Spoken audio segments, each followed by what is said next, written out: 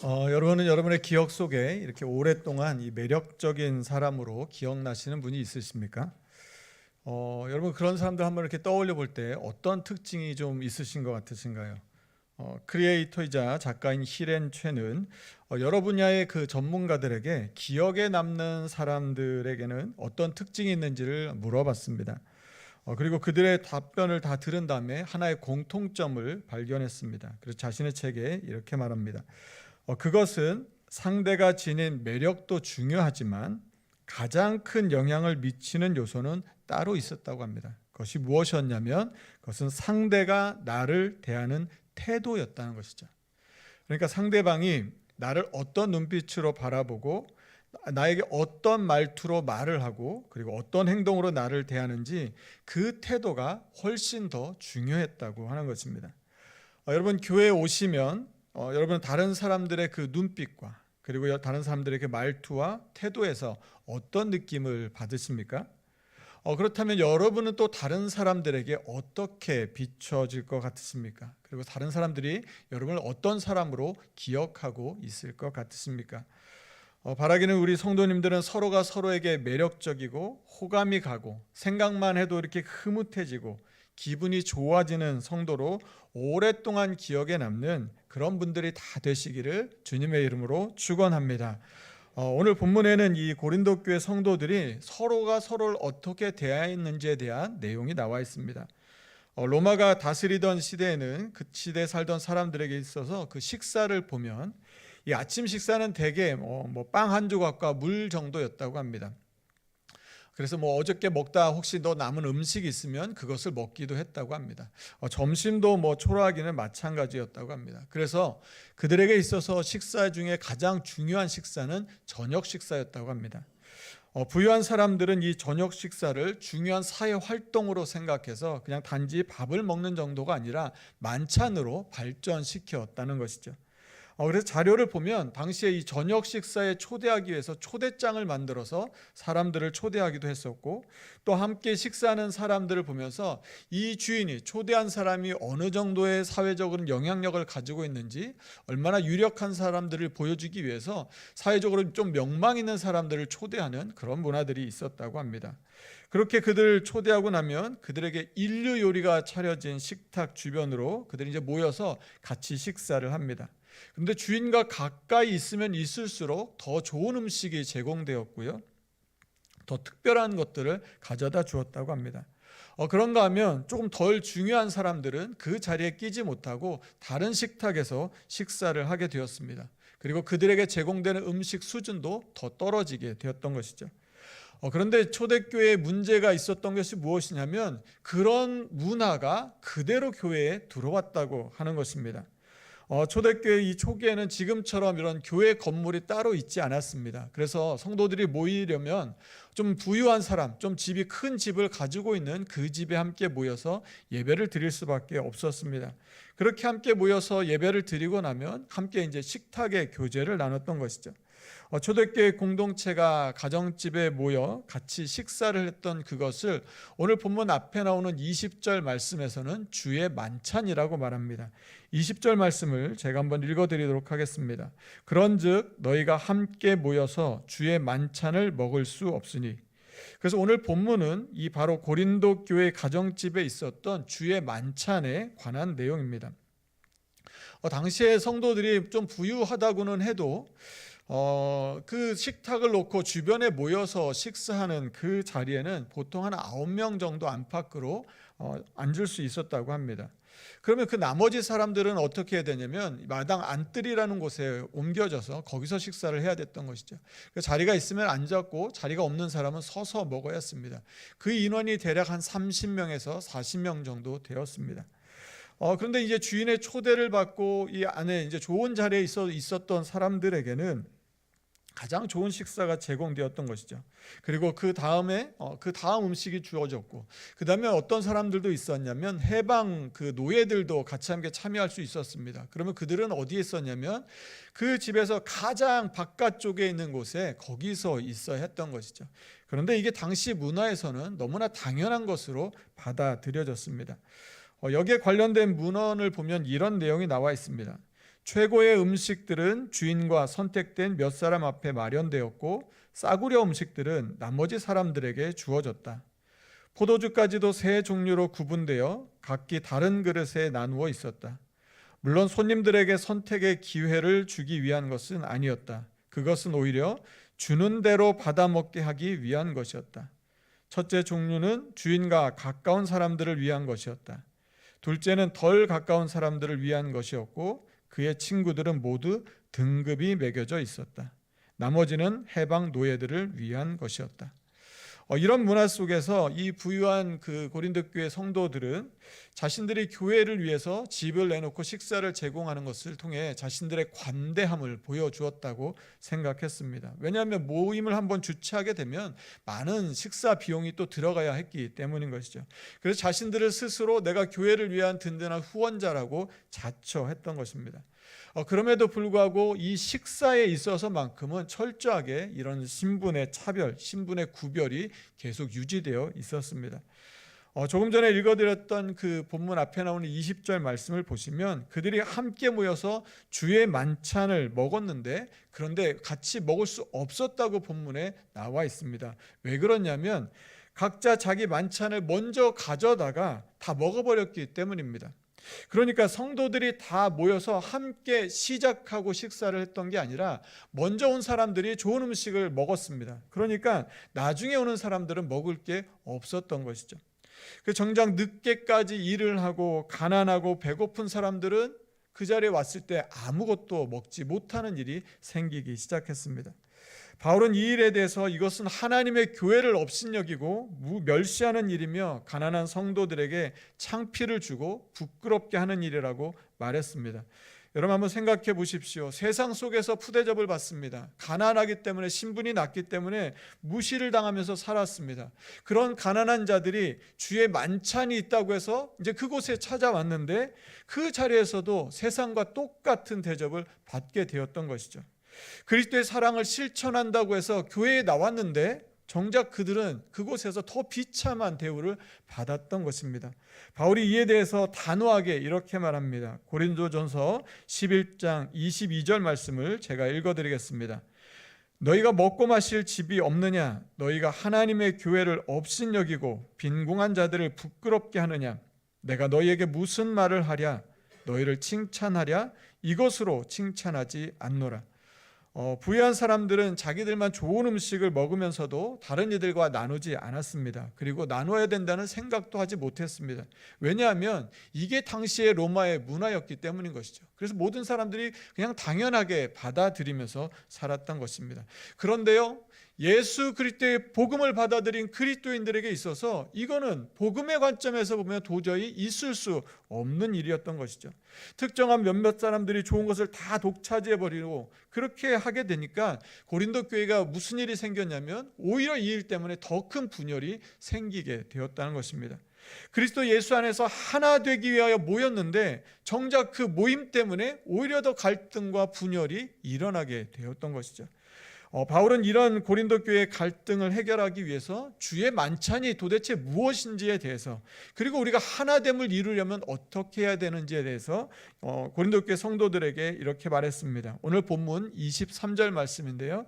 우리가 23절 말씀을 같이 한번 읽겠습니다. 같이 읽습니다. 시작. 내가 너희에게 전한 것은 주께 받은 것이니 아멘. 바울은 예수님께서 그 제자들과 함께 가지셨던 마지막 만찬에 대해서 알려주었습니다. 이 성도들의 식사였던 이 주의 만찬은 바로 예수님의 죽으심과 새로운 언약의 상징인 떡과 잔을 함께 나누는 자리였습니다. 23절 말씀에 우리 번역에는 다르게 번역되어 있는데 헬라어 단어가 똑같은 한 단어가 다르게 번역되어 사용된 게 있습니다. 그 단어가 무엇이냐면 내가 너에게 전한 것은에서의 전하다와 주 예수께서 잡히시던 밤에 잡히시다입니다. 이것은 헬라어로는 같은 단어인데 우리 번역은 다르게 나왔습니다. 그 의미가 무엇이냐면 내어주다, 넘겨주다입니다. 그러니까 바울이 지금 고린도 교회 성도들에게 전하고 있는 주의 만찬은 하나님께서 우리를 위하여 주 예수님을 십자가의 죽음에 넘겨주셨던 또 하나님께서 자기 아들을 아끼지 아니하시고 우리를 위해 기꺼이 내어주셨던 그 밤에 있었던 일이라는 말입니다. 예수님의 십자가의 죽음은 하나님의 뜻에 대한 예수님의 순종이었고 우리를 구원하시기 위한 하나님의 사랑의 행동이었습니다. 그래서 바울은 성도들이 이것을 기억하고 기념해야 한다고 강조해서 2번씩이나 말합니다. 오늘 본문 말씀 24절과 25절인데요. 우리가 24절과 25절 말씀도 같이 읽어보도록 하겠습니다. 같이 읽습니다. 시작. 축사하시고 떼어 이르시되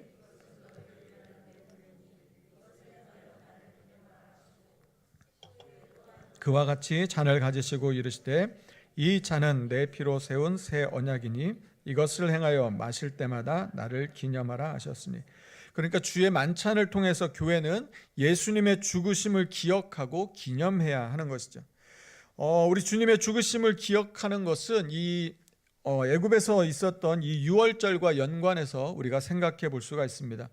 출애굽기 12장 13절 말씀을 제가 한번 읽어드리겠습니다. 내가 애굽 땅을 칠 때에 그 피가 너희가 사는 집에 있어서 너희를 위하여 표적이 될지라. 내가 피를 볼 때에 너희를 넘어가리니 재앙이 너희에게서 내려 멸하지 아니하리라. 재앙이 이스라엘 백성들을 넘어갔던 것, 그래서 넘을 월자를 써서 유월절이라고 이름을 붙이게 된 것입니다. 그런데 하나님께서 이스라엘 백성들에게 이렇게 말씀하십니다. 우리 14절 말씀인데요. 출애굽기 12장 14절 말씀은 같이 한번 읽겠습니다. 같이 읽겠습니다. 시작. 너희는 이날을 기념하여 여호와의 절기를 삼아 영원한 규례대로 지킬지니라. 아멘. 너희는 이날을 기념하여, 유월절이 하나님께서 이스라엘 백성들을 구원해 주신 그 날을 기념하는 날이라고 하면 주의 만찬은 무엇이냐면 예수님의 죽으심을 통해 우리를 구원해 주신 하나님의 사랑과 은혜를 기억하는 자리가 되어야 하는 것이죠.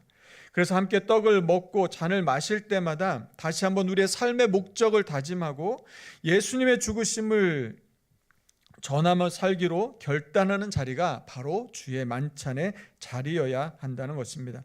본문 26절 말씀을 제가 다시 한번 읽어드리겠습니다. 너희가 이 떡을 먹으며 이 잔을 마실 때마다 주의 죽으심을 그가 오실 때까지 전하는 것이니라. 그런데 십자가에 못 박히신 어린 양 예수님의 죽으심의 그 의미는 잊어버리고 자신들의 그 기득권만 유지하려고 해서, 그래서 가난한 사람들이 늦게까지 힘들게 일하다가 왔을 때 그들을 위해 먹을 것을 하나도 남겨두지 않았던 그들을 보면서 바울은 이렇게 말합니다. 우리 27절 말씀인데요. 27절 말씀도 우리 같이 한번 읽겠습니다. 같이 읽습니다. 시작. 그러므로 누구든지 주의 떡이나 잔을 합당하지 않게 받고 마시는 자는 주의 몸과 피에 대하여 죄를 짓는 것. 합당하게 먹고 마신다는 말은 주의 만찬을 통해 주님의 죽으심의 의미를 충분히 나타내야 한다는 말입니다. 지금처럼 잘 사는 교인들이 자기 먹을 것을 가져와서 혼자 배불리 먹으면서 가난한 교인들을 위해 먹을 것을 남겨주지 않는 그런 모습, 그래서 마치 이 가난한 사람들이 먹을 것이나 얻어먹으려고 교회에 온 사람처럼 비춰지는 그런 일들을 해서는 안 된다고 말하고 있는 것이죠. 혼자 좋은 것을 다 독차지해서 결국 또 분열을 일으키고 다른 사람들의 필요를 무시해서는 안 된다고 바울이 말하고 있는 것입니다. 자신의 행동과 자신의 태도, 이것이 다른 사람들에게 어떤 영향을 미치는지, 다른 사람들에게 어떻게 비춰지는지를 깊이 살펴봐야 한다고 바울이 말하고 있는 것이죠. 왜냐하면 이것들을 분별하지 않고 행동하는 것은 결국 자기의 죄를 먹고 마시는 일이 되기 때문입니다. 29절 말씀입니다. 29절 말씀을 제가 읽어드릴 텐데요. 주의 몸을 분별하지 못하고 먹고 마시는 자는 자기의 죄를 먹고 마시는 것이라. 몸을 분별한다는 것은 우리가 그리스도의 한 몸임을 깨닫는 것을 말합니다. 신약학자인 리처드 헤이스 박사님이 몸을 분별하지 못하는 사람에 대해서 이렇게 말했습니다. 몸을 분별하는 일을 제대로 하지 못하는 사람들은 이기적으로 행동하며 자신의 영성에만 초점을 맞추고 주의 죽음에 의해 새 언약에 동참한 사람들에 대해 무심한 채 자신의 사회적 특권만 행사하는 사람들이다. 그러니까 몸을 분별하지 못하는 사람들은 어떤 사람들이냐면 자기밖에 모른다는 것입니다. 나만 잘 되면 그만인 것이죠. 다른 사람의 아픔과 고통에는 별 관심이 없습니다. 나만 배부르게 잘 먹으면 괜찮습니다. 그래서 만약에 다른 사람이 먹지 못하고 굶었다고 말하면 그건 그 사람이 늦게 왔기 때문이라는 것이죠. 그건 그 사람이 잘못이지 나하고는 아무 상관이 없다고 그렇게 생각한다는 것입니다. 바울은 이런 사람들은 세상과 함께 정죄함을 받을 수 있다고 32절에서 말했습니다. 그래서 믿지 않는 세상과 같이 정죄함을 받지 않으려면 어떻게 해야 되는지, 떡을 먹고 잔을 마시기 전에 무엇을 먼저 해야 되는지에 대해서 바울은 이렇게 말해줍니다. 28절 말씀인데요, 우리 28절 말씀도 같이 읽겠습니다. 같이 읽습니다. 시작. 사람이 자기를 살피고 그 후에야 이 떡을 먹고 이 잔을 마실지니라. 네, 살핀다는 말은 분별하다는 것이고 확인하고 검증한다는 말입니다. 이 말은 자신을 살펴서 내 안에 잘못된 점이 있다면 그것을 고치고 올바른 모습으로 회복하라는 적극적인 의미를 담고 있습니다. 만약에 잘못된 행동을 깨달았다면 거기서 깨달은 데서 그치지 말고 그 잘못된 행동을 수정하는 데까지 나아가야 한다고 말하는 것이죠. 잘못된 것을 알았다면 그 잘못을 고쳐야 정죄와 심판을 받지 않게 될 것이라고 말하는 것입니다. 그러면서 바울은 고린도 교회 성도들에게 그들의 실제적인 문제를 해결할 수 있는 방법으로 이것을 제안합니다. 고린도전서 11장 33절 말씀인데요, 우리가 이 말씀도 같이 한번 읽겠습니다. 같이 읽습니다. 시작. 그런즉 내 형제들아 먹으러 모일 때에 서로 기다리라. 그러니까 먼저 먹지 말라는 것입니다. 누군가 먼저 먹어서 나중에 오는 사람들 아무것도 못 먹게 되었는데 그런 일이 일어나지 않도록 먼저 먹지 말라는 것입니다. 그런데 이 기다려주다라는 단어는 어떤 의미도 있냐면 받아주다라는 의미도 있습니다. 그 의미를 살려서 이 말씀을 다시 한번 해석해 본다면 그들이 함께 모일 때 서로를 손님처럼 받아주라는 것이죠. 서로를 귀한 손님으로 받아주라는 그런 의미입니다. 그러니까 친한 사람들에게만 좋은 자리를 내어주는 것이 아니라 우리가 그리스도 안에서 하나가 되었으니까 이제는 서로를 귀한 손님으로 대접하라는 말인 것이죠. 여러분, 귀한 손님으로 대접하게 되면, 그렇게 생각하면 어떻게 됩니까? 우리는 귀한 손님이 오시기 전에 절대 음식에 손을 대지 않습니다. 그분이 와야 우리는 함께 먹을 수 있는 것이죠. 그러니까 성도들이 그렇게 서로를 귀한 손님으로 대접하라는 그런 마음을 가지고 성도들을 대하라는 말인 것이죠. 그러면서 바울은 이런 의미로 아마 이 말이 말한 것일 것입니다. 세상에서는 부자와 가난한 자가 있고 상류층과 하류층이 있지만 세상에 보는 그 사회적 신분의 담을 무너뜨리고 가난한 교인들을 자신 집에 손님으로 영접하고 그들에게 좋은 음식들을 대접해서 함께 나누어 먹어서 하나님의 나라를 세워가라고 권면하고 있는 것이죠. 저는 이 말씀을 묵상하면서 바로 이것이 예수님께서 우리 가운데 오신 그 의미가 아닐까 하는 생각을 갖습니다. 하나님, 우리 주님께서 하늘 보좌를 버리시고 낮고 낮은 이 땅에 우리를 구원하시기에 오셨던 것이죠. 이 땅에 오셔서 유월절 어린 양이 되신 것처럼 그 주님을 닮아서 그리스도인들이 그렇게 살라고 말씀하시는 것이 아닌가 하는 생각을 갖게 되었습니다. 이스라엘 학자 조셉 테보리는 이 미시나에 나오는 유월절 어린 양에 대한 내용을 이렇게 소개했습니다. 유대인들은 어린 양의 제사 후에 양을 걸고 껍질을 벗기기 위해 나무로 된 얇고 부드러운 말뚝을 어린 양의 어깨를 관통하도록 박았다. 이 첫 번째 말뚝에 더하여 유월절 어린 양의 입에서 궁둥이까지 석류나무 꼬챙이를 밀어 넣었다. 이 글로 볼 때 예루살렘에서 유월절 어린 양은 거의 십자가 처형과 유사한 모습으로 드려졌던 것을 그랬던 것으로 보입니다. 2세기 중반에 있었던 그리스도인 순교자 성 유스티누스는 자신의 글에서 이와 비슷한 내용을 이렇게 적었습니다. 양은 십자가 형태로 맞춰서 구웠다. 꼬챙이 하나는 하반신에서 머리 쪽을 관통하고 나머지 하나는 등을 가로질러 고정했다. 거기에 양의 다리를 매달았다. 만약에 이 글들에 나오는 유월절 어린 양에 대한 내용이 맞다면 아마 예수님은 예루살렘 성전에서 수많은 유월절 어린 양이 십자가에 처형되는 것, 그 장면을 무수히 목격하셨을 것입니다. 예수님은 자신의 고난과 죽음을 유월절 어린 양의 죽음과 비교하셨습니다. 왜냐하면 자신의 죽음도, 예수님의 죽음도 성전에서 드려졌던 그 어린 양의 죽음과 닮았다는 것을 알고 계셨기 때문이었던 것이죠. 예수님 당시의 유월절은 단순한 제사가 아니라 기념 혹은 기억하는 날이었습니다. 이 의식을 통해서 유대인들은 이 출애굽 때 그들의 조상들이 구원을 얻었던 그것을 기억하며, 그리고 그 구원의 은혜를 자신의 현재의 삶 속에서, 오늘의 삶 속에서 재현하려고 했었습니다. 예수님은 마지막 그 만찬의 자리에서 제자들에게 나를 기념하라고 말씀하셨습니다. 주의 만찬은 오늘날 우리가 하고 있는 이 성만찬의 그런 의미를 담고 있습니다. 바로 주님을 기념하고 기억하는 자리인 것이죠. 2000년 전에 돌아가신 예수님의 죽으심이 오늘 나를 위한 것임을 생생히 기억하는 그 자리가 성찬식의 자리가 되어야 할 것입니다. 나를 구원하시기 위해 내 죄를 대신 지시고 십자가에 넘겨지신 유월절 어린 양 예수님을 기억하고, 나를 사랑하셔서 하나뿐인 아들 예수님을 기꺼이 죽음의 자리에 내어주신 하나님의 사랑에 감사하며 기념하는 날이 그 날인 것이죠. 그래서 우리는 주의 만찬의 자리에 참여하기 전에 그 은혜와 사랑에 합당하게 또 걸맞게 살고 있는지를 돌아봐야 할 것입니다. 이기적인 마음으로 나만 생각하며 살지는 않았는지, 또 무심코한 행동과 말 그리고 태도와 눈빛으로 다른 사람들에게 상처를 주고 소외시키고 아픔에 고통을 더해주지는 않았는지 우리의 삶을 살펴야 하는 것입니다.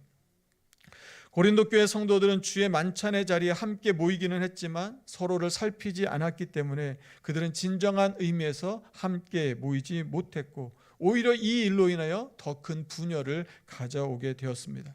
그러니까 상처를 치유하고 위로하기는커녕 연약한 자들을 더 아프게 하는 상처를 주었던 것이죠. 다음 주에는 저희들도 성찬식을 거행할 예정입니다. 여러분, 그동안 어떤 마음으로 성찬식에 참여하셨습니까? 이 한 주간 우리를 위해 십자가 위에서 죽어주신 유월절 어린 양 되신 예수님을 깊이 묵상하며 우리의 삶을 살필 수 있기를 간절히 소망합니다. 또한 다음 주일은 추수감사주일로 지킵니다. 올 한 해 많은 일들이 있었지만 다른 어떤 것보다 하나님께서 우리에게 베풀어 주신 그 은혜만 기억하고 감사할 수 있기를 소망합니다. 그리고 할 수만 있다면 내가 받았다고 생각하는 것보다 더 크게 하나님 앞에 감사할 수 있는 은혜가 여러분 모두에게 있기를 간절히 축원합니다. 여러분, 기도가 응답되어서도 감사합니다. 어려운 문제가 해결되어서도 감사합니다. 그러나 우리의 가장 큰 감사는 죽을 수밖에 없었던 우리를 구원해 주시고 사랑해 주셔서 하나님의 자녀 삼아 주신 하나님의 그 은혜가 아닐까 하는 생각을 갖습니다. 날 위해 그 몸을 내어주시고 찢기고 상하신 주님의 희생을 기념하고 십자가에서 남김없이 모든 피를 흘려주신 존귀한 주님의 보혈을 기억하며 우리도 우리의 자아를 이제는 십자가에 못 박고 나는 죽고 예수님만 살아가는 그 삶을 살아가는 이 한 주간이 되시기를 간절히 축원합니다. 이제 우리 같이 함께 찬양하겠습니다. 우리 보혈을 지나 하나님 품으로, 보혈을 지나 아버지 품으로, 보혈을 지나 하나님 품으로 한 걸음씩 나아가네. 존귀한 주보혈이 내 영을 새롭게 하시네. 존귀한 주보혈이 내 영을 새롭게 하시네. 하나님, 우리의 삶을 주님의 거룩한 보혈로 씻어 주셔서 우리의 삶을 새롭게 하여 주시고, 하나님 주님의 그 거룩한 보혈의 그 능력으로 우리의 삶을 거룩케 하여 주시옵소서라고 이 시간 우리 다 함께 우리 결단의 찬양으로 우리 함께 자리에서 일어나셔서 함께 찬양하며 나아가겠습니다.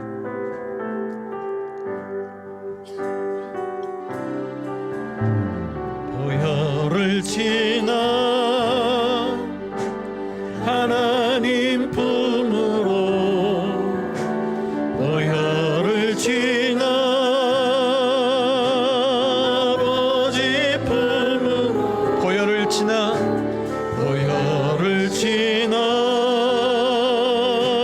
하나님 품으로 한 걸음씩 나아가. 보혈을 지나 하나님 품으로 보혈을 지나 하나님 품 보혈을 지나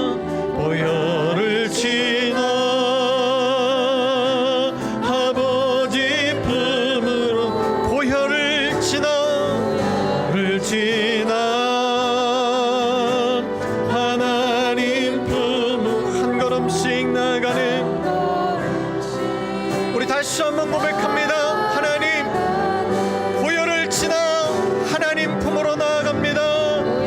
보혈을 지나 하나님 품 보혈을 지나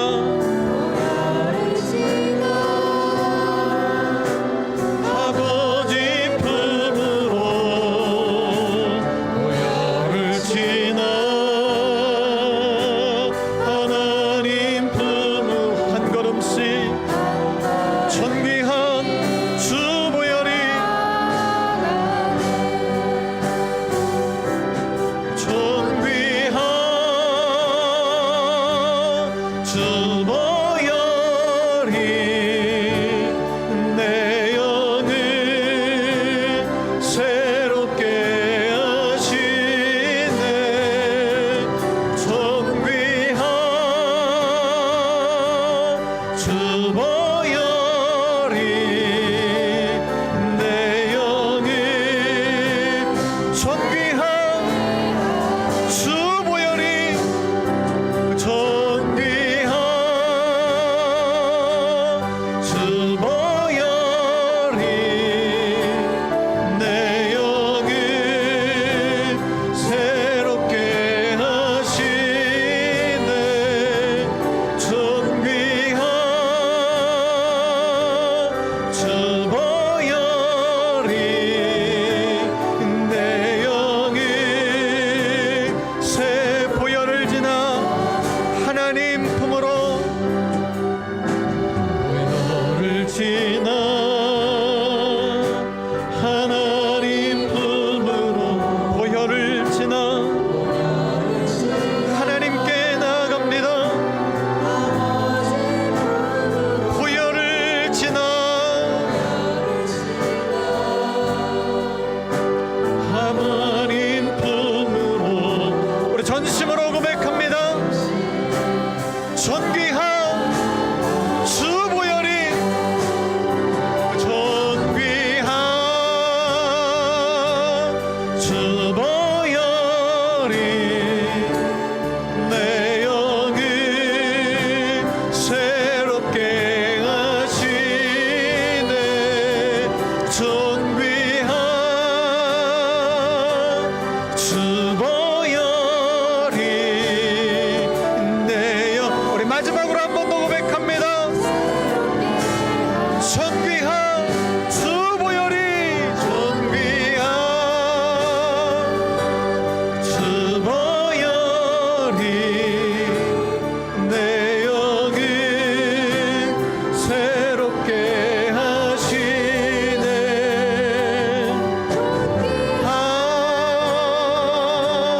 주 보혈이 내 영을 새롭게 하네. 이 시간 우리 같이 함께 기도하겠습니다. 사랑하는 성도 여러분, 우리가 예수님 믿기 이전과 예수님을 믿은 이후에 우리는 얼마나 변화되고 달라지고 새로워졌습니까?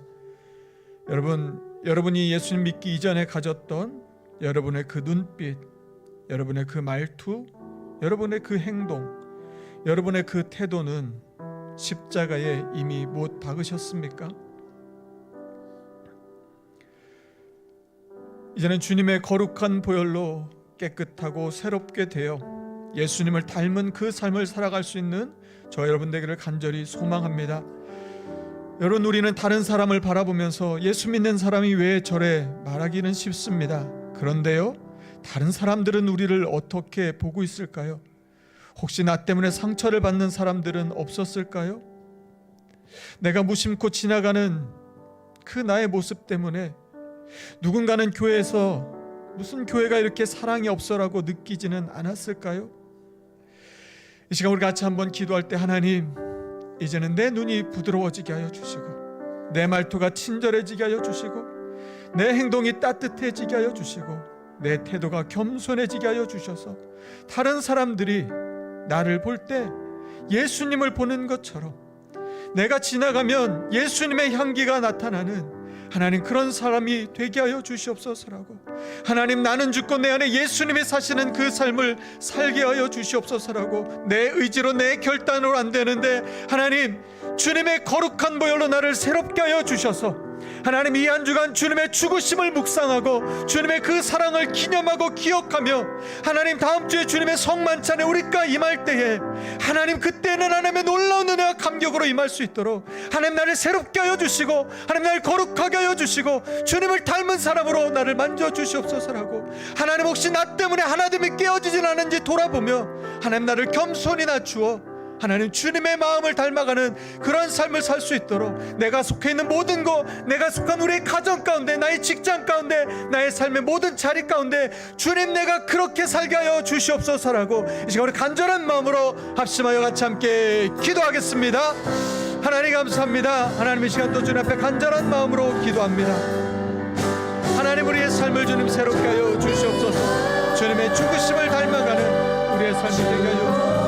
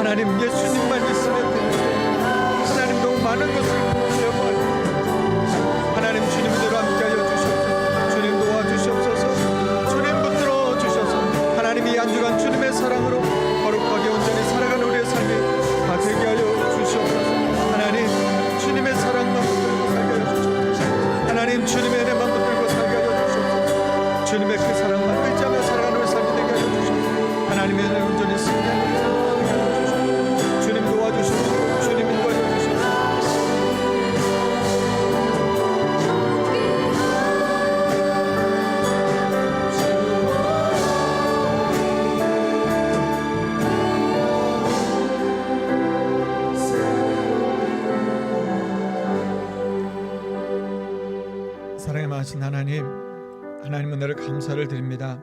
하나님, 주님, 나를 위하여, 우리를 위하여 저 하늘 보좌를 버리시고 하나님이 친히 이 땅에 오셔서 사람들의 멸시를 당하고 무시를 당하고 저주를 받아 그 십자가에 못 박혀 죽으셨는데, 그 사랑을 받고 우리가 살아가고 있는데, 하나님, 그것 하나면 이미 충분한데 하나님, 그 사랑은 잊어버리고 다른 것을 자꾸 붙들고 살아가려고 하지 않았는지 주님 돌아봅니다. 하나님, 예수님을 믿어서 그 거룩한 보혈로 우리를 다 씻어주셨는데, 우리의 눈빛은, 우리의 말투는, 우리의 행동은, 우리의 태도는 여전히 예수님을 알지 못했을 때와 똑같지는 않았는지 돌아봅니다.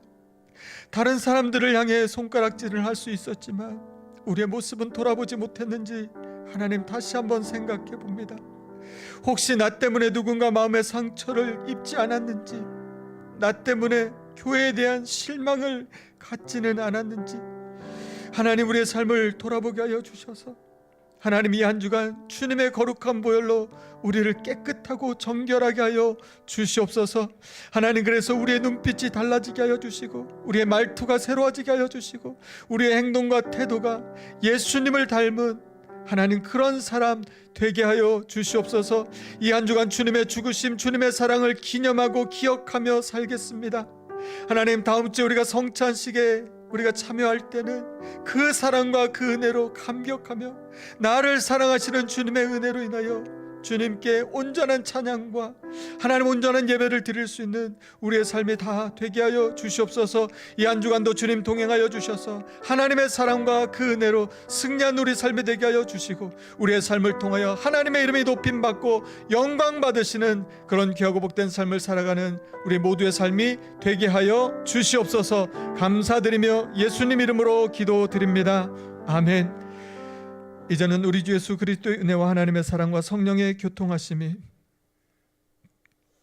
나를 위하여 그 십자가에 달려 죽어주신 그 예수님의 그 사랑을 의지하여 이제는 나도 주님을 닮아 나는 죽고 내 안에 예수님 사시는 그 삶을 살기를 다짐하는 오늘 예배한 우리 모든 성도들 위해, 그들의 가정과 일터 위에, 그리고 이번 주에 시험을 치르는 우리 모든 수험생들 위해 이제로부터 영원까지 함께 하시기를 간절히 축원하옵나이다. 아멘.